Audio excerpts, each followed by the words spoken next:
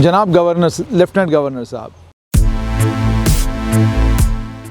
ये बात सीधा लेफ्टिनेंट गवर्नर मनोज सिन्हा के साथ और उनके साथ में ये बात पहुंचनी चाहिए चीफ सेक्रेटरी BVR सुब्रमण्यम तक, क्योंकि इस वक्त जम्मू कश्मीर एक यूनियन टेरिटरी है और इस यूनियन टेरिटरी में दो ही लोग ऐसे हैं जिनके फैसले इस वक्त बड़ा बदलाव ला सकते हैं। केला मोड़ में जो हुआ वो बहुत सारी चीज़ों की तरफ इशारा कर रहा है। शायद आपके पास फुर्सत नहीं, या आप बहुत ज़्यादा अपने ब्यूरोक्रेट्स पर भरोसा करते हैं, या आप यकीन बहुत ज़्यादा करते हैं कि जो चीज़ें वो आप तक पहुंचा रहे हैं वो तमाम चीज़ें सच हैं। अलग अलग जनप्रतिनिधि भी आपके पास आते हैं, वो जनप्रतिनिधि भी वही बात लेकर आपके पास आते हैं जिससे उनको लगता है कि राजनीतिक तौर पर उनकी बात महत्व रखती है, कल सुबह अखबार की सुर्खी बनेगी और लोग कहेंगे हो गया। उसके बाद जनप्रतिनिधियों के साथ साथ में अलग अलग राजनीतिक दलों के साथ ताल्लुक़ रखने वाले लोग भी आपके पास आते हैं। वो लोग भी वही बात करते हैं जो बात उनको लगता है कि उनकी राजनीति के लिए बहुत ज़्यादा ज़रूरी है। लेकिन बहुत कम लोग आपके पास ऐसे आते होंगे जो आपको ये बताते होंगे कि लेफ्टिनेंट गवर्नर साहब, चीफ सेक्रेटरी BVR सुब्रमण्यम साहब, जम्मू कश्मीर में सड़कों के ऊपर करोड़ों रुपया खर्च हुआ है और ये इन्हीं सड़कों की और जंगलों की मेहरबानी है कि जम्मू कश्मीर में आपको करोड़पति लोग बहुत बड़ी तादाद में मिलते हैं। आपको नज़र ज़रूर आते हैं कि ये बहुत गरीब और बड़े कमज़ोर लोग हैं, लेकिन ये बहुत ताकतवर लोग हैं। और आप इस चीज़ से भी वाकिफ़ हैं कि ये लोग सिर्फ जम्मू कश्मीर में ताकतवर नहीं हैं, बल्कि कई तो इनमें से इतने ताकतवर हैं कि आप यहाँ उंगली लगाएं तो तार दिल्ली तक हिलते हैं। ये जम्मू कश्मीर की खुशकिस्मती कहिए, बदकिस्मती कहिए, यह है। क्या लेफ्टिनेंट गवर्नर मनोज सिन्हा साहब आप ये मालूम करने की कोशिश करेंगे कि जम्मू पूरे संभाग में टोटल कितने रास्ते हैं जो किताबों में तो बन चुके हैं, लेकिन ग्राउंड पर वो उन रास्तों की हालत आज इतनी खस्ता है कि आप उन्हें रास्ता नहीं बल्कि उन्हें मौत का कुआं कहेंगे।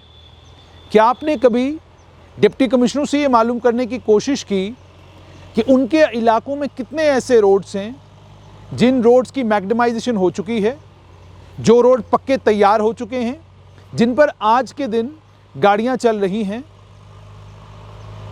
क्या आपने उनसे कभी ये पूछने की कोशिश की कि जिन रास्तों पर गाड़ियां कागजों में चल रही हैं, क्या वाकई वहां पर उन रास्तों पर गाड़ियां चल रही हैं? जिन सड़कों के ऊपर आम लोगों का चलना मुहाल है, कागजों में उन सड़कों के ऊपर बसेस चल रही हैं, ट्रक चल रहे हैं, कारें चल रही हैं।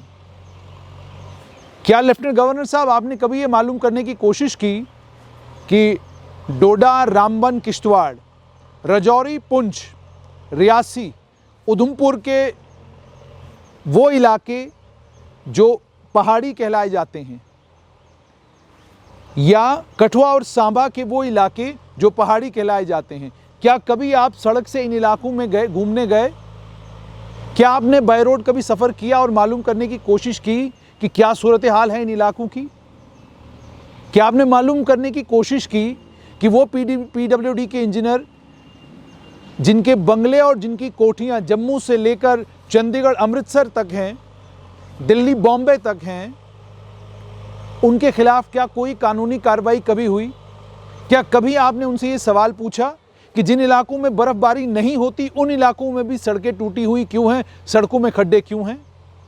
आपने 75 लाख रुपया कैनाल रोड से लेकर जीवल तक जो छोटा सा स्ट्रेच है उस स्ट्रेच की मैग्डमाइजेशन पर लगाया, लेकिन क्या लेफ्टिनेंट गवर्नर साहब आपने ये मालूम करने की कोशिश की ये स्ट्रेच कितने किलोमीटर है? इस स्ट्रेच में 75 लाख रुपया खर्च हो सकता है कि नहीं हो सकता है? क्या आपने राजौरी के इंटीरियर एरियाज़ का दौरा कभी बाय रोड किया? क्या आपने डोडा के इंटीरियर एरियाज़ का दौरा कभी बाय रोड किया?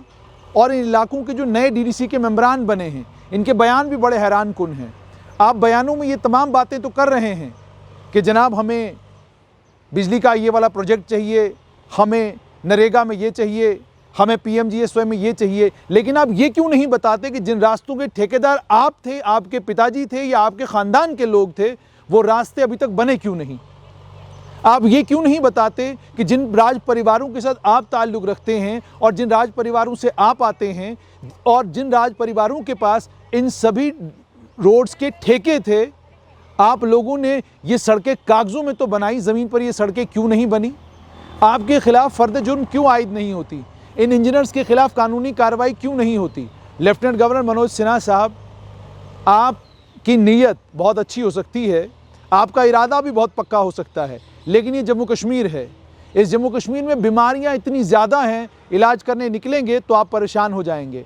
आप हैरान हो जाएंगे कि एक शख्स जो नेशनल कॉन्फ्रेंस में है उसके तार बीजेपी, कांग्रेस और यहाँ तक कि केंद्र में भी बड़े बड़े मंत्रियों तक उनकी पहुँच है। ये तमाम लोग इतने ताकतवर कैसे हुए हैं? और इन्हीं ताकतवर लोगों के कारण न अकाउंटेबिलिटी आ रही है, न ट्रांसपेरेंसी आ रही है। आप ज़रा अपने तमाम ब्यूरोक्रेट्स को ये कहिए कि बैक टू विलेज छोड़िए, बैक टू रोड जाइए, सड़कों के ऊपर जाइए और मुझे बताइए कि पूरे जम्मू कश्मीर में कितने रास्ते ऐसे हैं जो कागज़ों में तो तैयार हो चुके हैं लेकिन प्रैक्टिकली अभी तक नहीं बने। और जब ये आपको कहानियाँ सुनाएं कि जनाब इस रास्ते पर ये प्रॉब्लम था, वहाँ ये हो रहा था, वहाँ वो हो रहा था, किसी टेक्निकल एक्सपर्ट को गुजरात, उत्तर प्रदेश या महाराष्ट्र या केरला या असम से बुलवाइए और उसे कहिए कि इन तमाम रोडों का ऑडिट करे।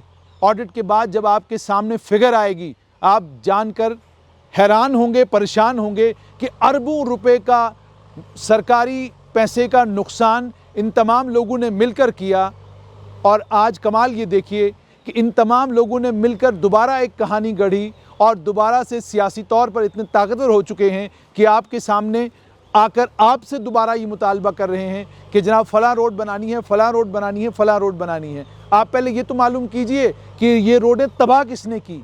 इन रोडों के ऊपर जो पहले कंस्ट्रक्शन हुई वो कंस्ट्रक्शन किसने करवाई? जब ये टेंडर आउट हुए वो टेंडर किसको दिए गए? ये तमाम तफसीलें पहले मंगवाइए।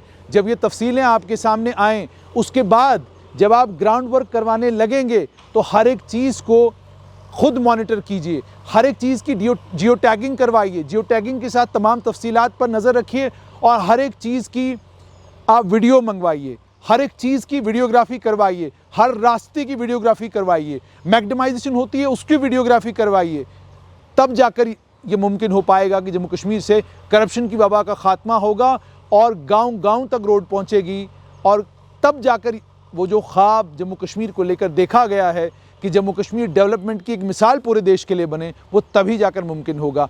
ये जो डीडीसी के चुनाव, बीडीसी के चुनाव, आप इसके बाद असेंबली के भी करा लें, इन चुनावों के बाद सरकारें चुनी जाएंगी, इन चुनावों के बाद डीडीसीज़ बीडीसी चुनी जाएंगी, पर इन सरकारों से ना सड़कें बननी है, ना अस्पताल ठीक होने हैं, ना बिजली के खंभे लगने हैं और ना ही लोगों के घरों में पानी आना है। ये एक्सपीरियंस की बुनियाद पर यहाँ का आम आदमी आपको कह रहा है।